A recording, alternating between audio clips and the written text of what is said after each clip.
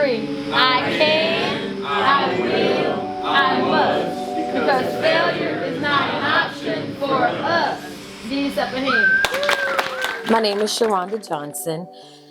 I have been in the district for 11 years. Out of the 11 years, the last 5 have been here at the Hornet Success Academy, where I'm the director. Our scholars, in order to qualify for the program, you have to be at risk, according to one of the 13 indicators by the state of Texas. But when I came, I was tasked with graduating students, but I wanted to give them a bit more. I didn't want them to just graduate with a diploma.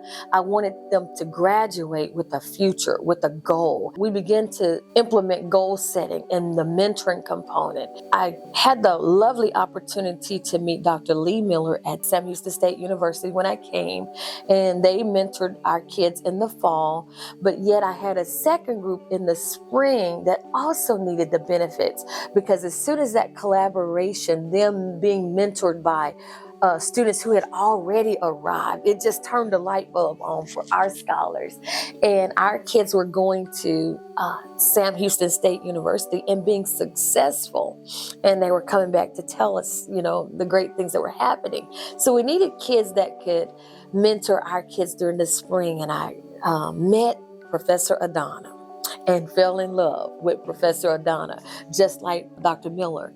We're talking, but I'm just helping to facilitate your goals, right? I'm not telling you what to do. I'm just sort of a listening ear to help you think it through. So that's what my SAM students were doing with the HSA Scholars. For this mentoring program, we would come to Hornet Success Academy and speak to the students, try to get them to make post-secondary goals, plans of actions, and just continue to follow through weekly and see where they are. I think goal setting techniques was a big thing for us to learn this semester. So we not only learned it, but we learned how to implement it, view the results, and so on. It also teaches us that communication is key. As healthcare administration or health science majors, we will be having to communicate with all different types of people.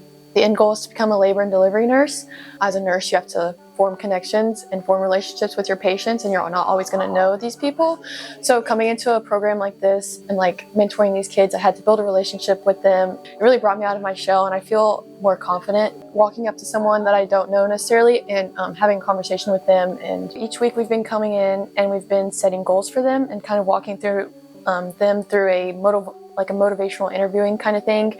And with that, we would set goals, make a plan of action, and then we'd also come up with a secondary goal in case the first one didn't work out. When we first came in, our students were a little bit hesitant because they were like, oh, what is this? They've never really had to set goals or anything. As we kind of went on throughout the weeks, we continued to build a relationship with them, and towards the last few weeks, they started really opening up, and I feel that's when we saw the most success, was when the students were opening up and more comfortable with us. Implemented motivational interviewing techniques, which is essentially kind of a way of getting people to change their behavior, but on their own, and not necessarily telling them they need to do something, but kind of convincing them that they have the ability to do it and they can make that decision on their own, and then kind of guide them through the process of changing the behavior and everything. It has helped me get more involved and do my work more, and it has also helped me create goals and actually accomplish them. I would say an integral part of health planning and evaluation is getting to know your community and the people that you're working with to create the best plans and interventions specific to them. Just everything's, you can't compare apples to oranges, and the same thing that works for one community isn't going to work for the next. So I think just that was a great thing to kind of apply in a real life scenario. It definitely helped with my grasp, I guess, of the content. I just want to say that this opportunity to work with the Hornet Success Academy is really dear to me because I went to Huntsville High School and graduated from there. And so coming back and working for Sam Houston, I think it's so important that we contribute back to the community. And so this is my personal and professional way of giving back to where I was raised. Working with Miss Johnson, she has helped me. I was going to be a high school dropout, and then she brought me into this program, and she showed me that I can do it, and then we just been working together to get all these classes done. I am a Bearcat. I believe, when you believe, words have weight. And you're not sure of the impact that you're making. But when you're true to what you believe in, then I'm not selling a school. I'm not selling a program. I'm giving kids hope.